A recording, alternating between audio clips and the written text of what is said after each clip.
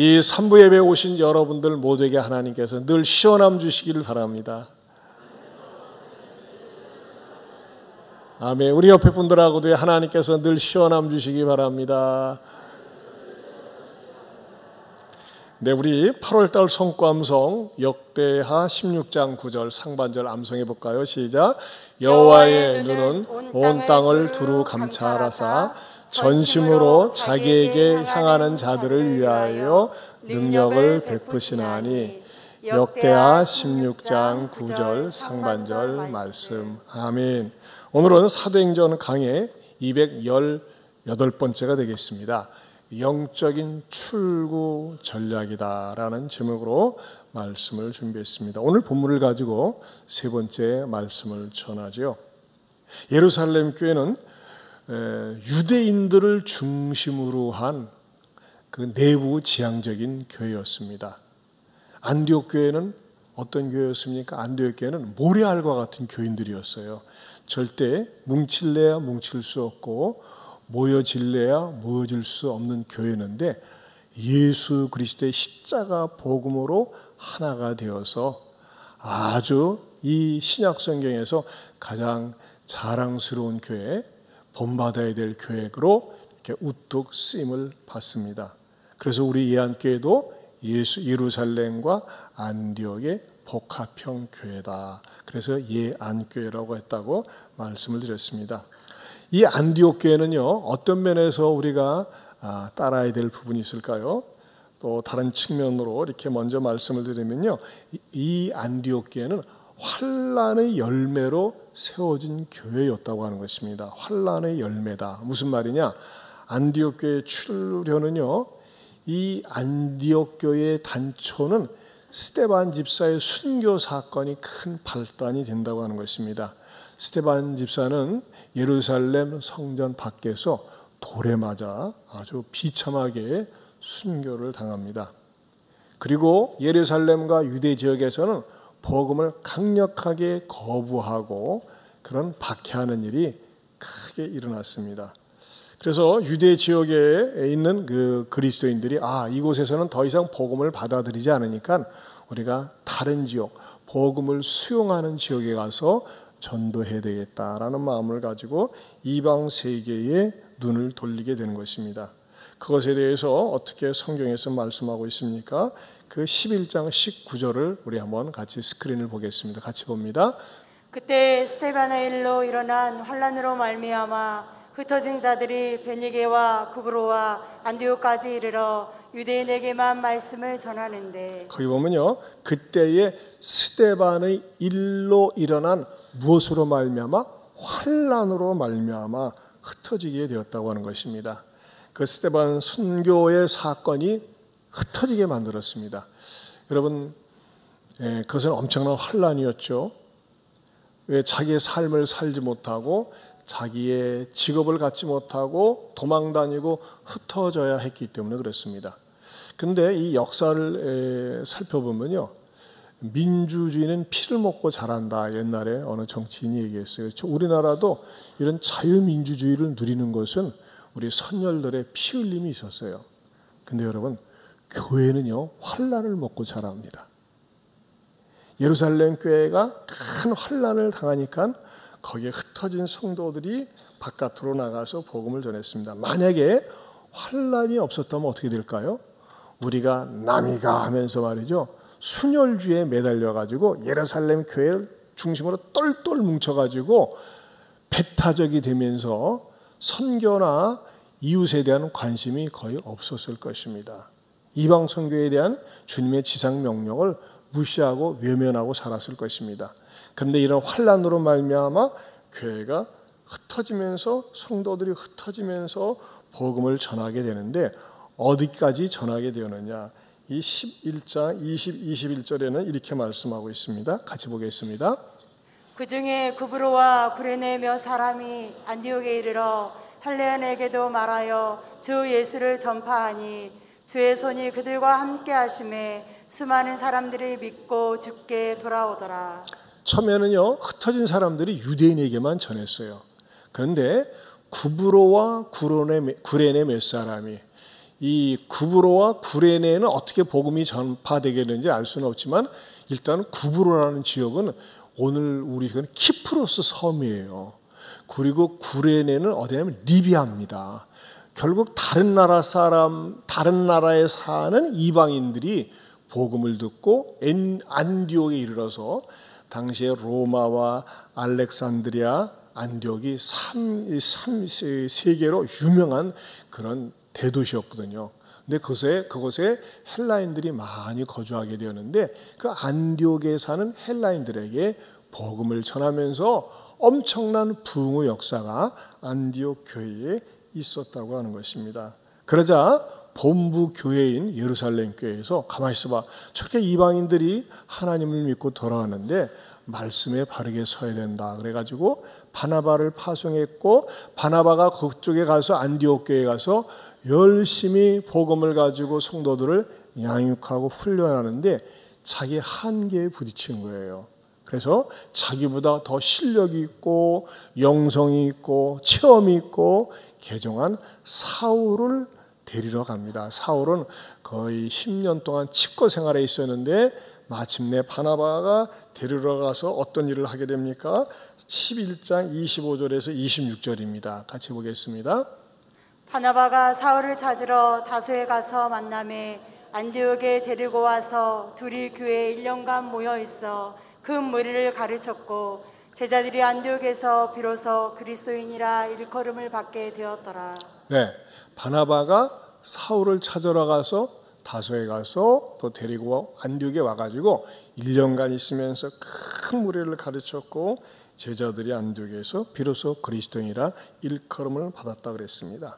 자, 제가 모두에도 말씀드렸지만 안디옥 교회가 어떻게 생기게 되었다고요?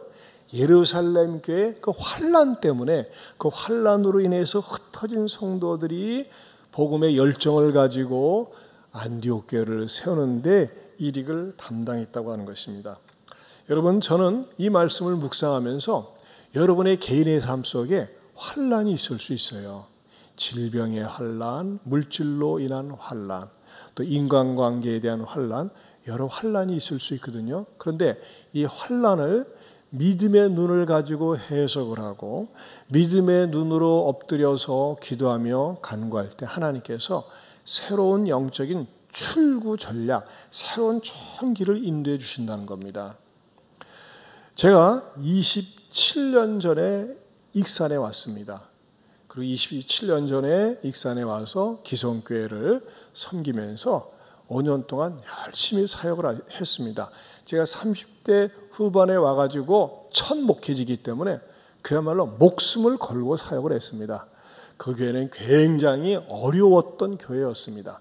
그런데 하나님께서 그 교회에 20년 동안 침체되고 깔아앉았던 그 교회를 하나님께서 회복시켜 주시고 소생하게 해주셨어요. 여러분, 전에도 말씀드렸지만 오죽하면요, 원불교의 정녀들이 이쁘고 깨끗하지 않습니까?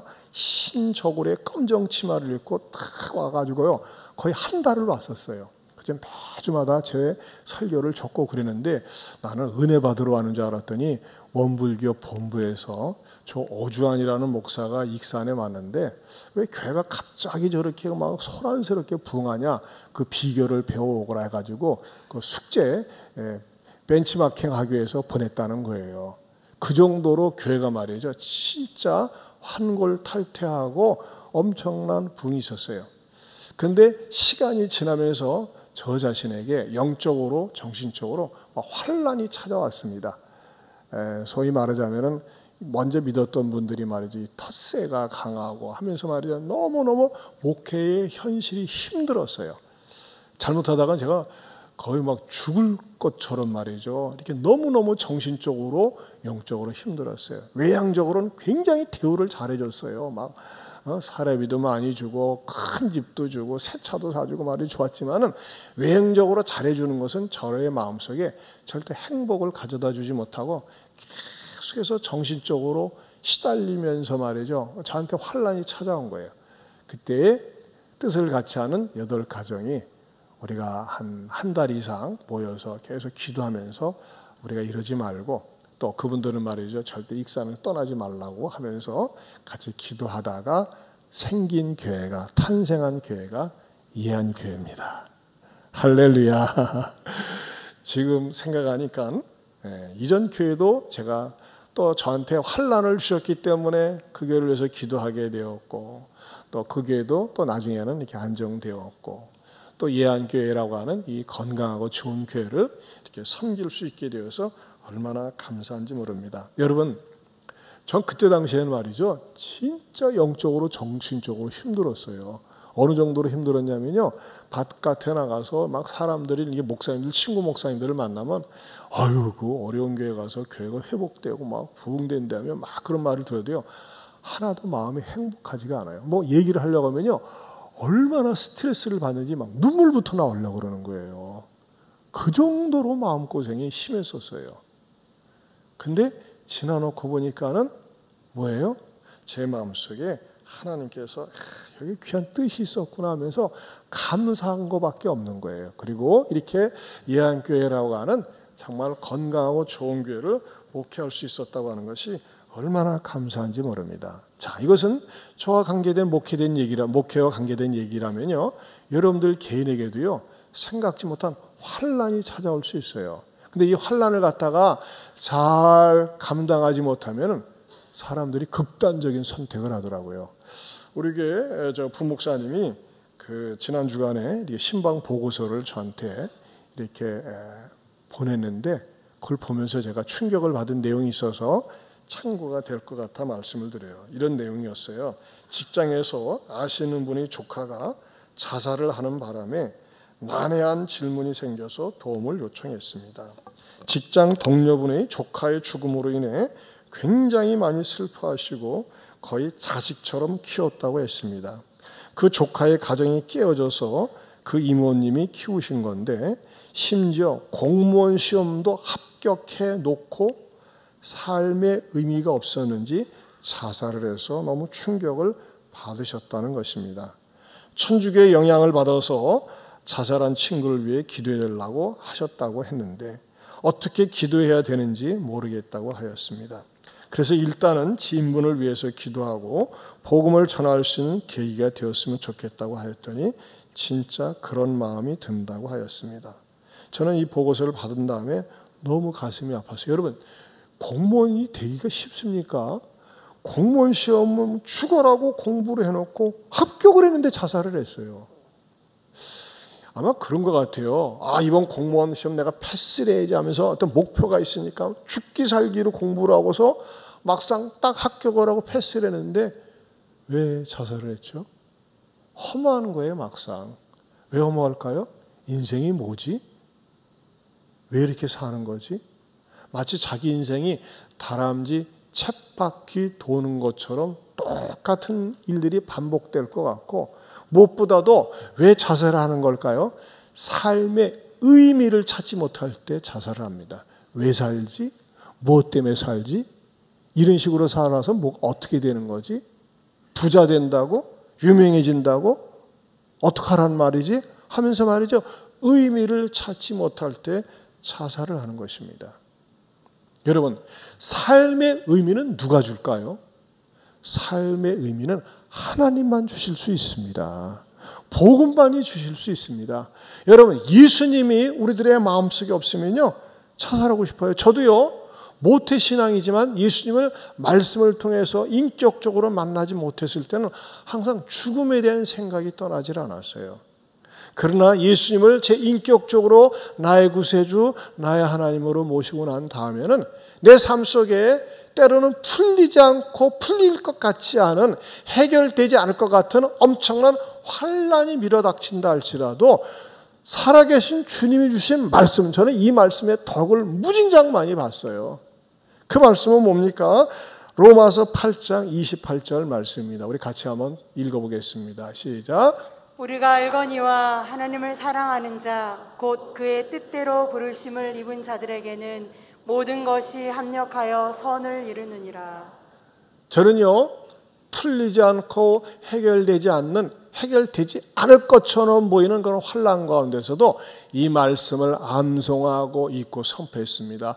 우리가 알거니와 하나님을 사랑하는 자 곧 그의 뜻대로 부르심을 입은 자들에게는 모든 것이, 이 모든 것 속에는요, 선한 일, 악한 일, 괴로운 일, 힘든 일, 슬픈 일, 이해되지 않는 일이 다 포함되어 있는 거예요. 이 모든 것이 합력하여 선을 이루느니라. 사랑하는 성도 여러분, 혹시 여러분들 가운데서도 어떤 환난 가운데 직면해 있고 환난의 한 가운데 있습니까? 하지만 여러분, 이 말씀을 붙들고 믿고 선포하세요. 우리가 알거니와 하나님을 사랑하는 자 곧 그의 뜻대로 부르심을 입은 자들에게는 무엇이? 모든 것이 합력하여 선을 이루느니라.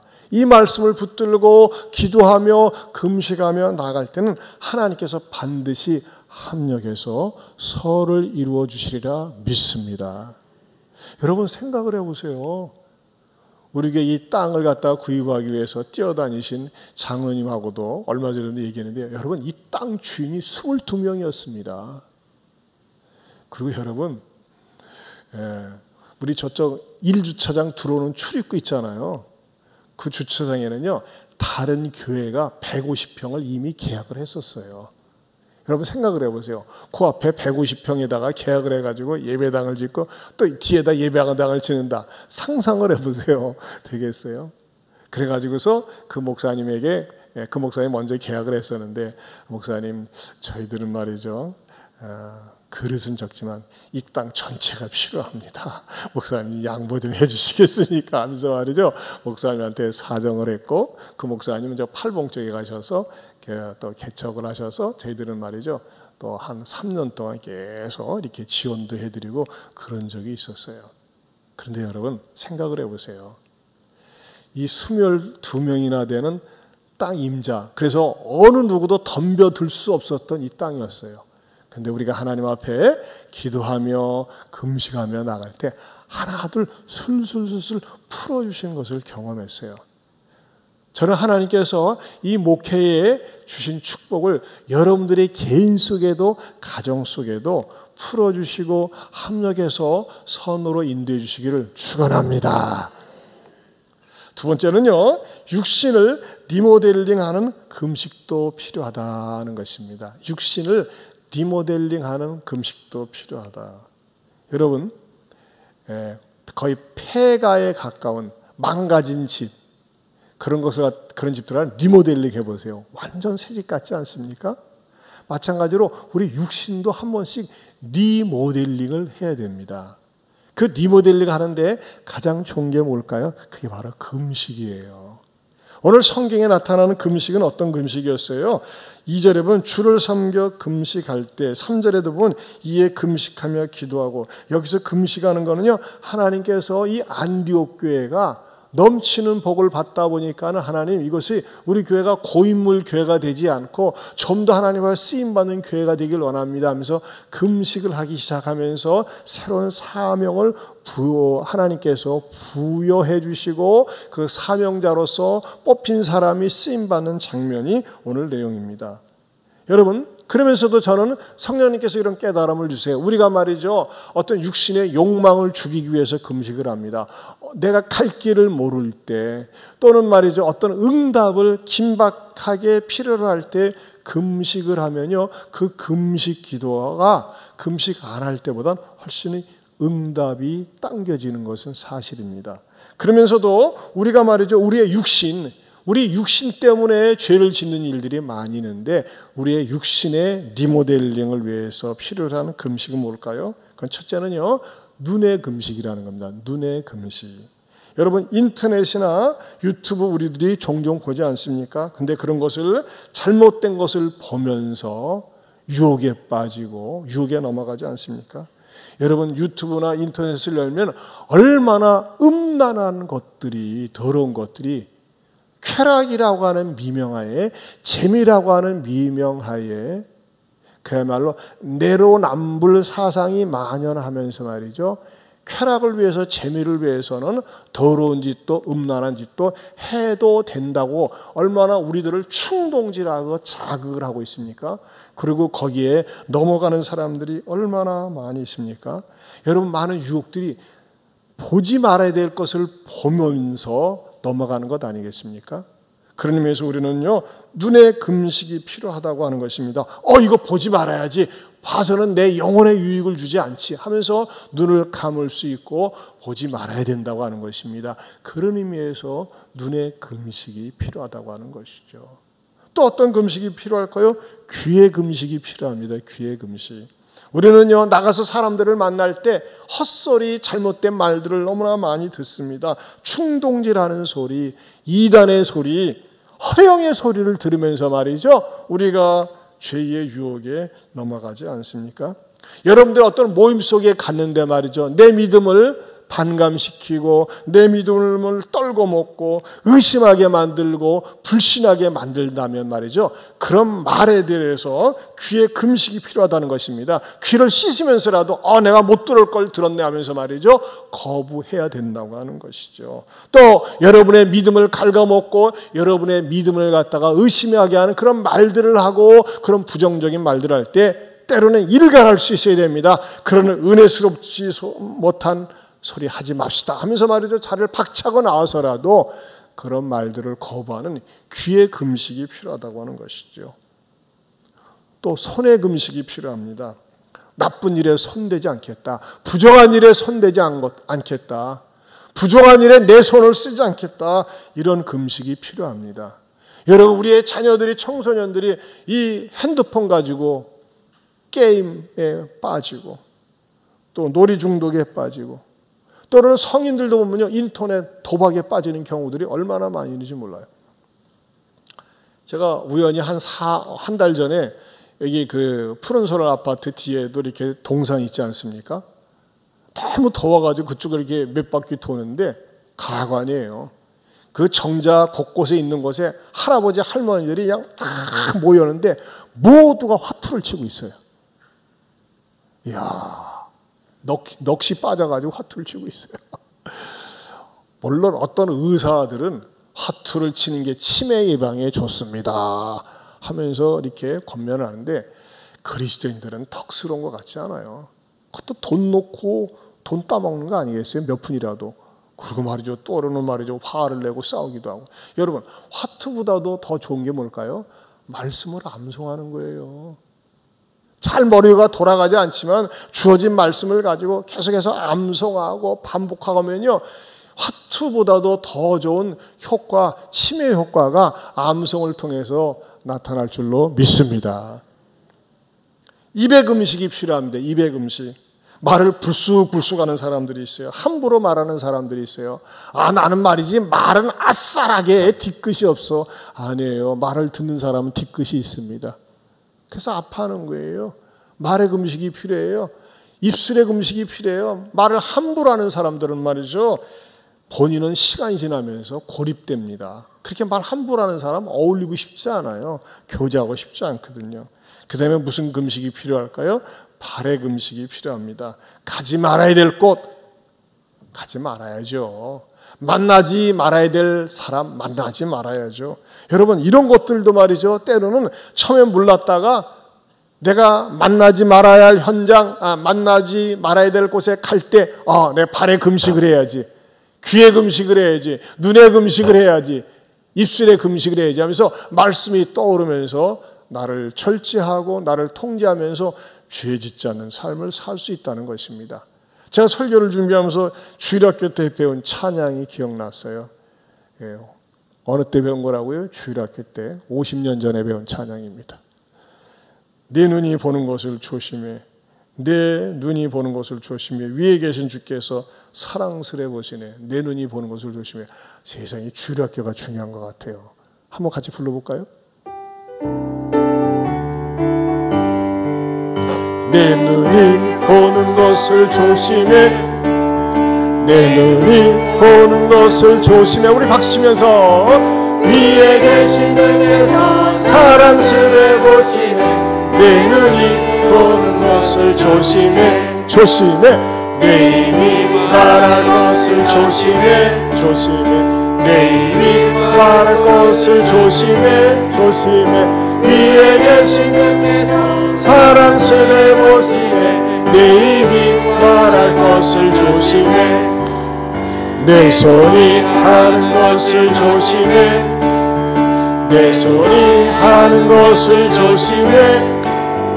위에 계신 주께서 사랑스레 보시네. 내 손이 하는 것을 조심해. 내 말이 하는 것을 조심해. 내 말이 하는 것을 조심해.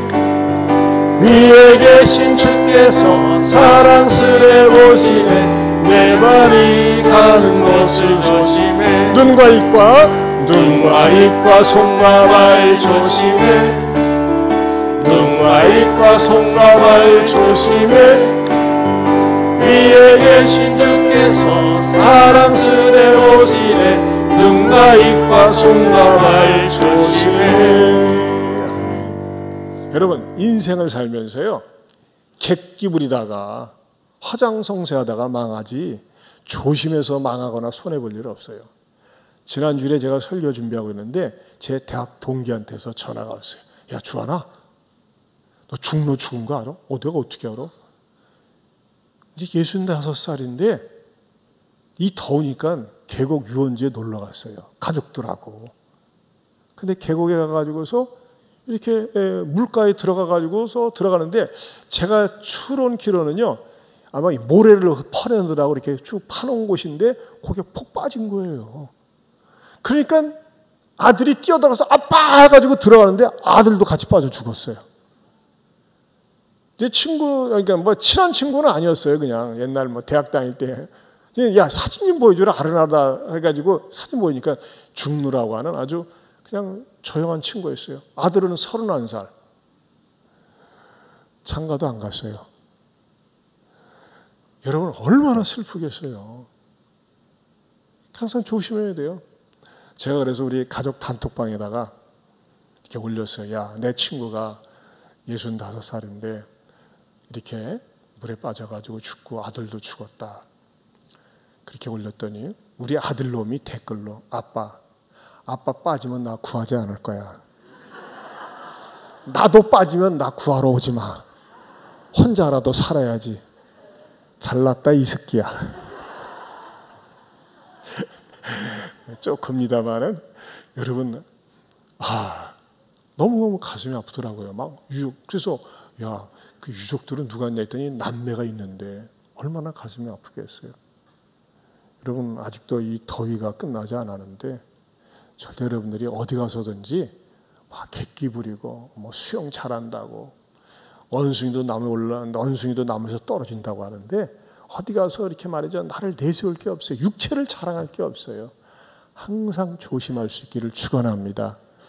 네, 우리 옆에 분들하고 인사할까요? 항상 조심합시다.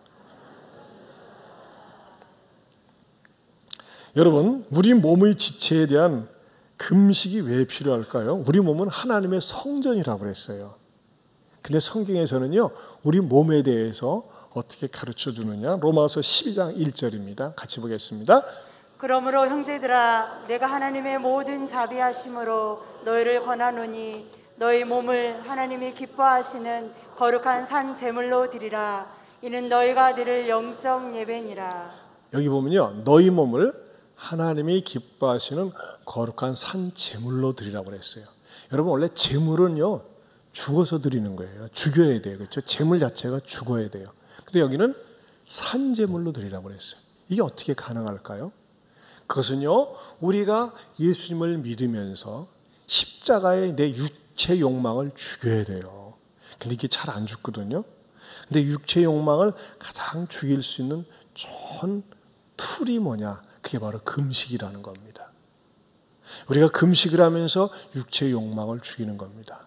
눈의 금식, 입의 금식, 귀의 금식, 손의 금식, 발의 금식을 통해서 내가 죄를 지으려고 하는 상황이 찾아올 때에 말씀이 떠오르면서 금식을 하고 차단하고 멀리하면서 내 몸을 거룩한 산 제사로 드릴 수 있기를 주님의 이름으로 축원합니다.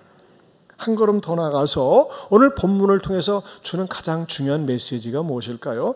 선교적 삶으로 파송되어야 한다는 것입니다. 오늘 본문에서 어떤 역사가 일어납니까? 금식하면서 말이죠, 하나님께서 바나바와 사울을 따로 세우라 하시니 이에 금식하며 기도하고 두 사람에게 안수하여 보내니라 그랬어요. 바나바와 사울은요, 안디옥 교회에 떠날래야 떠날 수 없는 사람들, 보낼래야 보낼 수 없는 너무너무 소중한 사람들이에요. 이 사람들이 영적인 지도자들이거든요. 하나님께서는요, 이들을 보내라는 거예요. 가장 소중한 인물을 보내라고 하는 것입니다. 여기에서 우리에게 주는 중요한 영적인 진리가 있습니다. 여러분, 교회는요, 계속해서 흘러보내야 됩니다. 교회는 계속 줄 수 있어야 됩니다. 교회가 있잖아요. 재물이나 은사나 모든 것들이 고여 있으면 그 교회는 고인물 교회가 되고 고인물은 썩게 되어 있습니다. 자꾸 흘러보내야 됩니다. 축복을 흘러보내야 됩니다. 그래서 저는요, 어느 전혀 생면부지의 선교사님이라고 할지라도 누구의 추천을 받고 이렇게 좀 후원을 해주세요 그러면요, 그걸 적극적으로 검토해서 최선을 다해서 우리 교회에서 이렇게 후원을 하고 또 섬기려고 합니다. 이렇게 우리가 섬기는 것 못지않게 우리 하나님께서는요, 우리들에게도 예수님을 이 땅에 보내시면서 이렇게 명령을 하셨어요. 그 명령은 뭘까요? 요한복음 20장 21절입니다. 같이 보겠습니다. 예수께서 또 이르시되 너희에게 평강이 있을지어다. 아버지께서 나를 보내신 것 같이 나도 너희를 보내노라. 이 세상 구원을 위해서 하나님 아버지께서 예수님을요, 1호 선교사로 보내신 거예요. 세상을 구원하기 위해서. 그러면서 예수님이 아버지께서 나를 보내신 것처럼 나도 너희를 보낸다 그랬어요. 자, 그런데 우리를 어떻게 보내셨을까요? 첫째는요, 부모 선교사로 보냈어요. 부모 선교사. 여러분, 부모가 먼저 믿습니까? 그렇다면요, 여러분의 자녀들이 여러분들 때문에 무슨 일이 있어도 어떤 일이 있어도 예수 믿도록 해야 됩니다. 그게 부모 선교사로서의 사명입니다. 공부 잘하고 좋은 직장 가고 좋은 사람 만나서 시집 장가가는 거 물론 좋습니다. 하지만 여러분 부모가 가장 기뻐하고 가장 즐거워해야 될 표정과 말이 있다면 무엇일까요? 여러분의 자녀가 예수님 믿는 겁니다.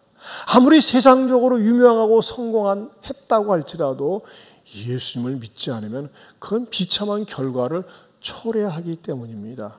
그런 의미에서 여러분들이 부모가 되었다면 여러분의 자녀들이 무슨 일이 있어도 어떤 일이 있어도 예수님 믿을 수 있도록 부모 선교사로서의 사명을 감당할 수 있기를 축원합니다. 두 번째로는 가족 선교사입니다. 가족이 선교 사명을 감당해야 됩니다. 여러분의 일가 친척들, 그래서 주 예수를 믿으라 그리하면 너와 네 집이 구원을 받으리라 말씀하고 있지 않습니까? 여러분의 가족 가운데 믿지 않는 사람 보면요, 끊임없이 기도해야 됩니다. 저희 가족 가운데 작은 고모가 말이죠, 노량진에서 굉장히 한때 잘 살았어요. 그래가지고 우리 아버님은 이상하게 이 사업하는 것마다 안 돼가지고 고모가 여동생이 말이죠, 가는 사업에 하청을 받아가지고 일도 하고 막 그랬어요. 그러면요, 저도 때로는 이 노량진 고모네 집에 가면, 야, 니네 집은 하나님 믿는다면서 왜 이렇게 못 사냐, 왜 이렇게 가난하냐 하면서 맨날 빈정대고 막 정말 구박을 주고 그랬어요. 진짜 자존심 많이 상했어요. 예수 믿으면 밥을 주냐 돈을 주냐 하면서 막 노골적으로 놀려대고 그랬거든요. 그러다가 이제 하도 이제 막 잔소리하고 핍박하니까 관계가 점점 멀어지다가 어느 날 행방불명이 된 거예요. 소식이 없어요, 고모네가. 근데 한참 지난 다음에 보니까요, 그 고모네가 사업하다가 쫄딱 망해가지고 도망치다시피 미국으로 간 거예요. 미국에 가면 아무거나 할 수 있거든요. 근데 또 어느 날 한참 시간이 지난 다음에 미국 고모한테 연락이 왔는데, 세상에 고모가 미국에서 권사가 되고 고모부가 장로가 됐다는 거예요. 전에는 말이죠, 저한테 연락하면 주하나 어쩌고 저쩌고 하는데, 오 목사님 잘 지내셔? 오 목사님이라고 그래. 입술이 변화를 받았어요. 이야. 그리고 제가 뭘 느꼈느냐? 우리를 핍박하고 빈정상하게 놀려대고 그런데도 불구하고 늘 끊임없이 기도하고 하나님께 매달렸더니 이 땅에서는, 한국에서는 쫄딱 망했지만 미국 가가지고 새롭게 이제 한국 사람들 만나면서 사업을 하면서 말이죠, 그쪽에서 무엇보다도 예수님 믿고 믿음의 가족 되었다는 것이 얼마나 감사했는지 모릅니다. 세 번째는 여러분, 일터 선교사입니다. 내 직장을 갖다가 선교화해야 된다는 것이죠. 여러분의 직장 상사나 밑에 직원들이나 그 모든 사람들에게 여러분들이 선교적인 마인드, 선교사의 마음을 가지고 대하면서 그들에게 복음을 전해야 된다고 하는 것이죠. 우리 교회에서 어린이집을 하는 박주희 집사님이라고 계세요. 근데 지난번에 우리 주일학교 간증 들으면서 도전을 받았어요. 뭐냐면요, 그 집사님은 교사들을 뽑을 때 교사들하고 이렇게 인터뷰를 하면서 그런 조건을 내건데요. 우리 교회에서요, 믿지 않는 분들을 대상하는 거죠. 대상으로 하는데 한 1년에 2번 전도 집회를 하는데 여기에 꼭 오실 수 있어요. 여기 오실 수 있으면 우리 어린이집 교사로 채용을 하겠습니다. 그렇게 얘기할 때, 내가 그 전도 집회 가려고, 왜 종교는 자유인데 별걸 다 간섭하네 하면서 거부하고 가는 분도 있대요.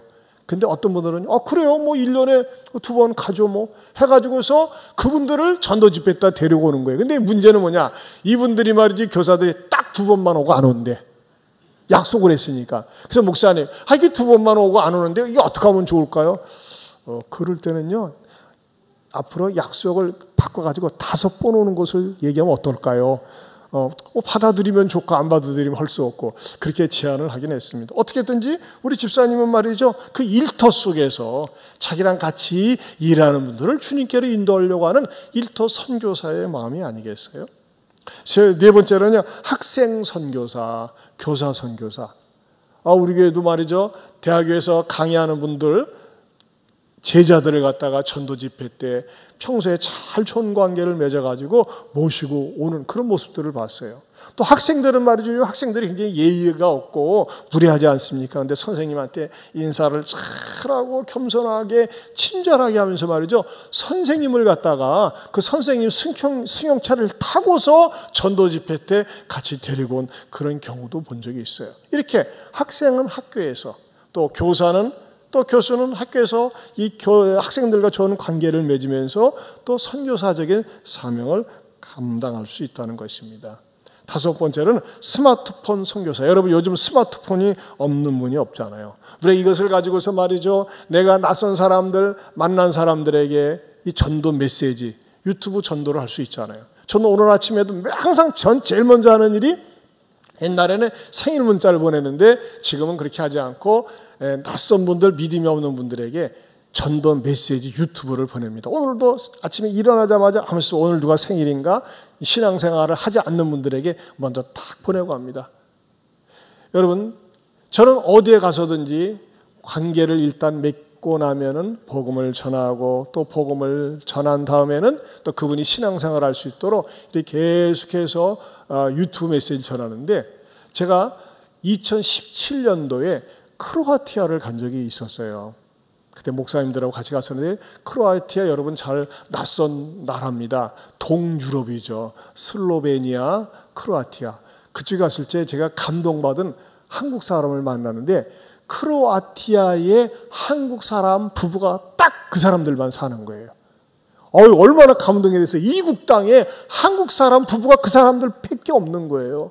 그래서 제가 그분들 칭찬을 하고 다른 분들 막 나가고 없을 때 얼마나 외롭고 적적하세요. 그러나 하나님을 의지하세요. 믿음으로 사세요 하면서 말이죠, 제가 복음을 전하고, 그러고 난 다음에 돌아왔는데 그분들이 이제 070을 쓰더라고요. 근데 070을 쓰는데 어느 날 우연히 말이죠, 제 스마트폰에 이분들 생일이라고 070이 딱 뜨는 거예요. 그래서 제가 생일을 축하한다고 하면서 메시지를 보내주니까 멀리서 이렇게 생일을 축하해 주셔서 감사하다고 또 그러길래, 나는요 생일을 축하하면서 제가 이 유튜브 메시지를 보내겠고 또 앞으로도 보내도 되냐고 했더니 말이죠, 보내달라고 해서 계속 이제 교제가 이루어졌어요. 한번 보세요. 그 사전에 제가 이렇게 생일 메시지를 보냈어요. 맨 위에 뭐가 나와요? 크로아티아 스폴리트 조병현. 조병현 씨라고 크로아티아에서 이렇게 사업을 하는 분이에요. 그래서 내가 보내주겠다고 하니까, 네, 보내주시면 감사히 잘 듣겠습니다. 저희 집사람도 건강히 잘 지내고 있습니다. 그 사람 아내도 내가 문안 인사를 드렸거든요. 그래서 제가 이렇게 보냈어요. 타국말리 이국 땅에서 성공할 수 있도록 기도할게요. 기도 제목이 있으면 종종 주세요. 여기 2017년에 같이 찍은 사진 제가 이렇게 보내드렸어요. 나도 기억을 상기하기 위해서. 보세요. 2017년 7월 15일 날 만났던 조병현, 이지숙 씨 부부예요. 크로아티아에서. 여러분 2017년이 벌써 5년 됐잖아요. 저는 제가 한번 만나서 복음적인 관계를 설정한 사람은 반드시 몇 년도 어디에서 만난 사람 이렇게 기록을 해놓고 이렇게 유튜브 설교를 보내고 문자를 보내고 전도를 합니다. 여러분 지금요 저 크로아티아에 우리를 가이드했던 가이드가 이재용 과장이라고 있어요. 그 이재용 과장에게도 우리가 이제 그 버스를 타고 갈 때 말이죠. 우리 목사님들 부부가 일행들이 한 10몇 분이 타고 갔었는데 차 타고 가면서 장시간을 가야 되잖아요. 그때 장시간을 타고 갈 때 제가 말이죠. 우리 목사님들 그냥 장시간 말없이 가지 말고 우리들이 왜 예수 믿게 되는지 예수님 믿으면 어떤지 하면서 간증하면서 가져가면서 간증을 했어요. 누구 때문에요? 그 가이드 한 사람을 위해서. 그리고 이재용 과장이 복음을 받아들이고 또 제가 이재용 과장한테 머리에 안수하고 기도를 했고 그 과장도 지금도 계속해서 유튜브를 보내고 있습니다. 여러분 저는요 성령님께서 우리들에게 기회를 주셨을 때 건강을 주셨을 때 때를 얻든지 못 얻든지 항상 선교적인 마인드를 가지고 복음을 전하면서 살 수 있기를 축원합니다. 6번째로는 손님 선교사입니다. 여러분 우리가 손님으로 가게 많이 들리지 않습니까? 전에 이런 일이 있었어요. 우리가 어느 집사님이 말이죠. 그 과일 가게에 갔는데 과일 가운데서도 좋지 않은 걸 늘 달라고 그랬대요. 내가 떨이 하고 싶다고. 그러면서도 제 돈을 얹혀주고 그게 감동이 되어서 교회를 왔어요. 참 이런 아름다운 마음을 가지고 있구나. 여러분 그렇습니다. 우리가 손님으로서 가게에 들어갔을 때도 말이죠. 내가 갑으로서 막 당당하게 하고 큰 소리 치는 것이 아니라 항상 겸손한 마음으로 친절하게 대할 때 그 가게 주인들도 감동을 먹고 주님 앞에 오지 않겠어요? 7번째로는 물질 선교사가 있습니다. 나는 너무너무 바빠요. 사업하느라고 바빠요. 눈코 틀 새가 없어요. 이런 분들은 말이죠. 물질을 가지고 선교사들을 후원하고 선교하는 데 써주세요 하면서 헌금하면서 말이죠. 물질 선교사로 쓰임받을 수 있는 것 아니겠습니까? 제가 하나 빠뜨렸네요. 고려온단에서는 말이죠. 고려온단 보신 분들 많이 계시죠? 우리 고속도로 타고 가다 보면 Jesus loves you 고려온단. 지금도 고속도로 상에 경부고속도로에 저렇게 입간판이 세워져 있습니다. 나는 고려온단을 이용해 달라는 게 아닙니다.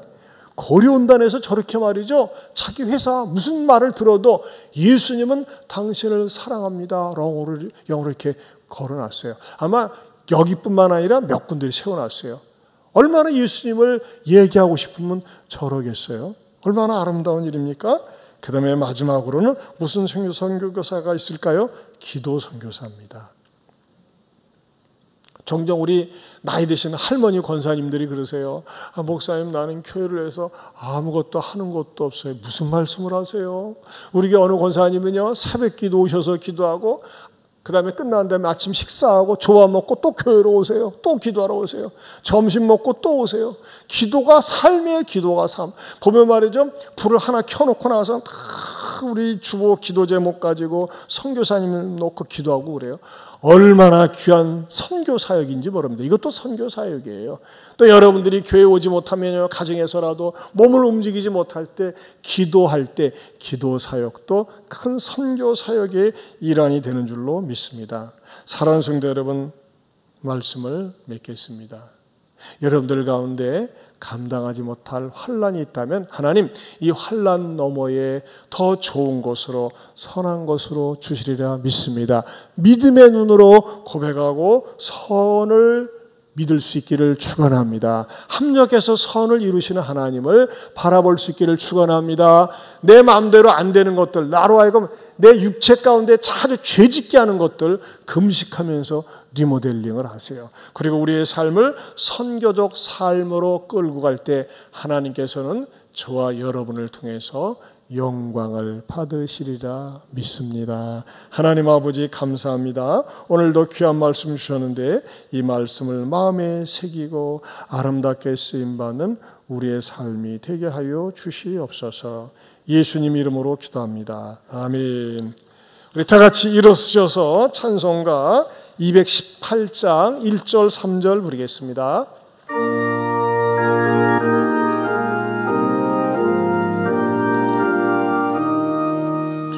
내 마음과 정성을 다하여서 주 너의 하나님을 사랑하라. 내 몸을 아끼고 사랑하듯 형제와 이웃을 사랑하라. 주께서 우리에게 멸하시니 그 명령 따라서 살아라. 3절 나 항상 주님을 멀리하고 형제를 사랑하지 못하였다. 이러한 죄인을 사랑하사 주께서 몸버려 죽으셨다. 섭제된 사랑 아드님 몸 내 생명 다 바쳐 충성하리.